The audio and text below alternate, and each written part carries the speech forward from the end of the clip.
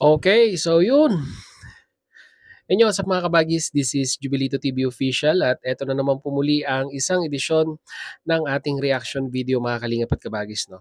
Pero bago po lahat, syempre po, mega love shoutout po muna kay Kuya Val Santos Matubang, kay Ate Edna Vlogs, kay Kalingap Rab, Kalingap Netizens, Kalingap Subscribers, Kalingap Supporters, Kalingap Partners, Kalingap Reactors, Team Bios, Team Karepa, Team Strikers, Team Watchers. Mega love shoutout po sa inyong lahat. So ito na nga mga kalingap at kabagis, no? For today's reaction video, magawa lang po tayo ng reaction at muli po pagbibigay ng ating personal opinion regarding po dito, no? Na naman sa namumuong sagutan between Sangkay Lons and Teacher N, mga kalingap at kabagis, no? So nitong sabihin na nating last 2 days, if I was not mistaken, mga kalingap at kabagis, no? Ay meron pong naging issue na naman. So, nagsimula po ito, mga kalingap at kabagis, no, sa pagko-content ni Miss Life, no, na miyembro po ng Karepa regarding sa isang upload na kung saan mga kalingap at kabagis ay nagbigay po siya ng kanyang point of view dito po kay Kalingap Dan, na kung saan ay itinapik niya nga po yung patungkol po, no, sa pagbaba ng views ni Kalingap Dan, no? Mga Kalingap at kabagis, no? Kumbaga parang insignificant drop of views sa mga content po ni Kalingap Dan. So nagbigay po siya ng kanyang opinion dito nang dahil nga daw po sa, alam niyo na, no? Yung previous na issue ni Kalingap Dan. Kumbaga parang yun po yung isa sa mga kadahilanan kung bakit po mababa na ngayon ang views ni Kalingap Dan. So, disclaimer lang, hindi po si Dan ang topic natin dito. Bagkos yung issue between Sangkay Lons and Teacher N. Kung ano po yung punot dulo, no? Mahalingap at kabagis, no? At nang dahil nga po dito sa content na ito, mahalingap at kabagis, ay nagbigay ng point of view rin ito pong si Teacher N, no? Na bilang main host ng Kalingap Radyo Balitaan.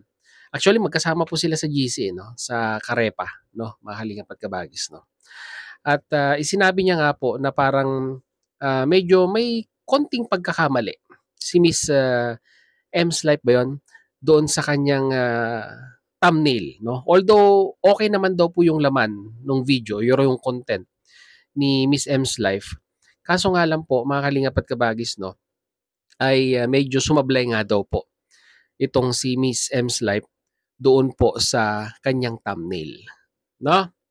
At dito nga ay napanood ni Sangkay Lon siguro yung pagrebatal ni Teacher N doon po sa content ni Miss M's Life, kaya nakapagbigay din po, no, ng kanyang reaction video ito pong si Sangkay Lons, no? Na kesyo kumbaga parang may sinasabi si Sangkay Lons regarding sa clickbait na pagta-thumbnail at ito may mga nasabi na naman si Sangkay Lons na para sa akin po, mga kalingap at kabagis, ay out of the topic, mga kalingap at kabagis, no? So shoutout sa iyo Sangkay Lons. Kumbaga i-discuss lang natin yung dito, yung punto, yung issue, no? At nagrebuttal na naman itong si Teacher N, no? Na walang masamang intensyon, kumbaga parang ganon. At another rebuttal itong si Sangkay Lons regarding doon sa inirebuttal ni Teacher N doon po sa video upload ni Sangkay Lons. So nagsanga-sanga na, mahalingap at kabagis, no? Rebuttal, rebuttal, rebuttal. Parang ganon. So ano po ba, mahalingap at kabagis, no? Sino po ba ang may mali dito, no? Kasi ang sinasabi ni Teacher N ay hangga't maaari ay meron pong rules, no, na wag daw po munang gawaan ng reaction video itong si Kalingap Dan. Secondly, yung pong thumbnail na ginamit ay sablay. Yun po yung point ni Teacher N dito. Although doon po sa live ni Teacher N ay nagkapaliwanagan sila dahil nandun po mismo si Miss M's Life, ay nagkaayos sila, no? Nagkaayos sila doon. Later on, nung live na yon ni Teacher N, nagkaayos naman po sila. So, ito, si Sangkay, mga kalingap at kabagis, no? Ang gusto naman pong i-point out ni Sangkay dito ay, kumbaga wala namang problema 'no, wala naman pong problema doon sa mismong laman nung point of view na reaction video ni Miss M's life. Kumbaga parang yung thumbnail wala ring issue kay Sangkay yun, dahil ang pinapalabas din naman ni Sangkay ay, clickbait na matagal na pong ginagawa 'no, to attract viewers ika nga 'no. Kaso nga lang, sabi nga ni Teacher N, puwede ka namang gumawa ng clickbait in a positive way, 'wag in a negative way. Kasi parang ang interpretasyon ay medyo negative yung pong naging, thumbnail ni Miss M's life. So, yun nga, maaring kapa't kabagis, napalaot na yung kanilang usapin hanggang sa dumating sa punto na ito pong si Sangkay ay nakapagsabi na ito nga 'no, ito po yung sinasabi kong medyo labas na po sa konteksto ng issue or dun sa pinag-uusapan. Kasi muli na naman pong nabanggit ni Sangkay na, mag-concentrate na lang po sa lesson plan and at the same time ay mag-concentrate sa mga estudyante, parang gano'n mga kalingap at kabagis 'no. Which is para sa akin po 'no, ay labas na po do'n po sa issue or do'n sa pinag-uusapan regarding kay Miss M's life. Kumbaga parang nauungkat na naman po 'no, yung pong, sabihin na nating personal na, sabihin na nating profession 'no, ni Teacher N. Kung ako po ang tatanungin ninyo mga kalingap at kabagis 'no, ito lang, point of view ko rin. Sana, si Sangkay ay nag-focus na lamang po doon po sa, issue between, Miss M's life at kay, Teacher N. Yung regarding doon sa content ni Miss M's life, 'no? At kung magbigay man ng point of view si Sangkay regarding dun sa mga sinasabi ni Teacher N, dapat nag-focus na lang siya doon. Wag na sana nating banggitin 'no, wag na rin sana nating banggitin yung labas doon tungkol sa pagiging guro ni Teacher N.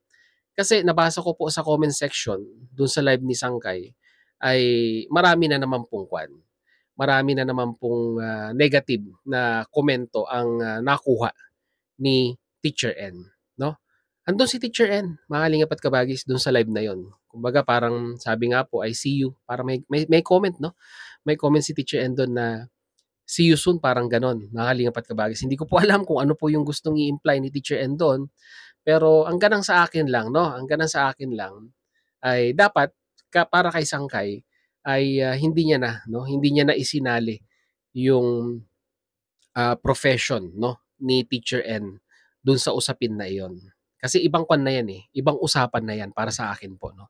Ibang usapan na yang, papakialaman pa natin kung ano man yung personal life, yung profession ng isang individual na hindi naman po naka-focus dun po sa usapin na yun, mga kalingap at kabagis 'no. Kaya hindi ko po alam kung ano ang magiging dito, ano ang magiging aksyon ni Teacher N 'no. Ang gano'n sa akin, nabanggit na ni Sangkay Lons yung mga bagay-bagay na yun regarding sa kanyang profession at may nabanggit pa nga yata si Sangkay na kumbaga ay mag-concentrate na lamang po sa pagtuturo, parang gano'n mga kalingap at kabagis 'no. Kaya naku, hindi ko po alam kung papalaot na naman 'tong usapin na ito 'no at, magiging issue na naman ba. Pero hangga't maaari, para sa akin po ay mag-usap na lang sila personally at 'wag na nilang although parehas silang content creator na may kalayaang, magbigay ng kanilang, opinyon sa mga bagay-bagay through social platform, yung mga ganitong usapin po 'no ay, to protect the integrity na rin po 'no ng profession ni Teacher N. And at the same time para din po kay Sangkay Lons 'no, to protect din naman yung kanyang reputation bilang isang sabihin na nating, critics 'no ng mga kalingap partners natin. Kilala natin si Sangkay, direct to the point 'yan. Hindi siya hindi siya kumbaga nagsu-sugarcoat 'no, kung ano yung saloobin niya, kung ano yung nilalaman ng kanyang saloobin, direkta niya pong sasabihin sa mga viewers 'yan. Pero ang gano'n sa akin 'no, may mga bagay-bagay talaga na 'wag na nating 'wag na nating palakihin 'no, at 'wag na nating, sabihin na nating ibandera 'no, sa madlang people yung mga ganitong ganitong sabihin na nating side comments or, sabihin na nating negatibong impression sa mga kasamahan natin, 'di ba? Kalingap baga tayo, para sa akin po 'no. Kalingap baga tayo at, napaka-kuwan naman po para sa akin, napaka-negatibo naman po na tuwing, may kasablayan po na nagagawa yung mga kapwa po natin reactors ay, maibo-broadcast at maibo-broadcast na kung saan ay sa bandang huli ay nasisira or, sabihin na nating, nababash yung pong kasamahan po nating, kalingap reactors or kalingap partners, mga kalingap at kabagis 'no. Although masasabi po nating point of view ni Sangkay yun, pero kagaya nga po ng sinabi ko, kung meron naman pong ibang paraan para maayos itong kuwan na 'to, itong usapin na 'to personally 'no, ay makapag-usap, eh, why not, 'di ba, mga kalingap at kabagis 'no? Kasi alam naman natin na ang mga, hindi pabor sa mga kalingap reactors, yung mga tinatawag po nating anti-kalingap, mga hindi pabor sa programa ng kalingap, ay nandiyan lang 'no, nandiyan lang nagmamasid 'no, sa ating mga kalingap partners at sa ating mga kalingap reactors at 'pag may nakitang mali, ay yun, dun po sila aatake. So ano po, kanino po ang balik? Alam ko po ang balik sa atin ng mga reactors, pero ang isa pang balik niyan mga kalingap at kabagis ay dun po sa community-ng naka-affiliate po tayo, which is sa Team Kalingap, 'no? So yun, yun lang po ang ating reaction video for today mga kalingap at kabagis 'no. Sana magkaayos pa 'no at 'wag na mauwi sa anumang baka ito yung sumunod na reklamo na ating mababalitaan na wag naman po sana mga kalingap at kabagis 'no. So yun, hanggang dito na lang mga kalingap at kabagis, mag-comment na lang po kayo sa ating comment section kung ano naman po inyong masasabi, opinion, reaction dito po sa namumuong, tensyon between Sangkay Lons and Teacher N 'no, mga kalingap at kabagis. So hanggang dito na lang mga kalingap at kabagis, once again, this is Jubilito TV Official, proud member po ng Team COOS at ng Team BIOS. As I always say mga kalingap and kabagis, peace, God first. God bless po. Babush!